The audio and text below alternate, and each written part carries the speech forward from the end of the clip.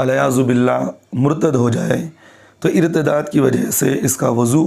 یا تیمم ٹوٹ جائے گا یا نہیں؟ جواب دیں ان نوازش ہوگی۔ سوال کرنے والے مفتی سعید صاحب قاسمی امریکہ سے۔ دیکھیں بھائی، اگر کوئی آدمی الیاذ باللہ ثم اعوذ باللہ اسلام قبول کرنے کے بعد، اسلام مسلمان رہنے کے بعد مرتد ہو جائے، وہ اس حالت میں وضو میں تھا، یعنی وضو میں تھا، پھر وہ اسلام سے نکل گیا، پھر اسلام میں داخل ہو گیا، تو تمام علماء کا اس بات پر اتفاق ہے کہ اس کا وضو باقی رہے گا۔ اور دوسری بات یہ ہے کہ آپ نے تیمم کے بارے میں پوچھا، اگر وہ آدمی مسلمان تھا، اس نے مسلمان کی حالت میں تیمم کیا، پھر وہ اسلام سے نکل گیا، پھر وہ اسلام قبول کر لیا، تو ائمہ ثلاثہ یعنی امام ابو حنیفہ رحمۃ اللہ علیہ، امام یوسف، امام محمد، ان تینوں کا نزدیک اس کا تیمم باقی رہے گا، اور امام ظفر کے رحمۃ اللہ علیہ کے نزدیک اس کا تیمم ٹوٹ گیا ہے، اس کو از سے تیمم کرنا ضروری ہے۔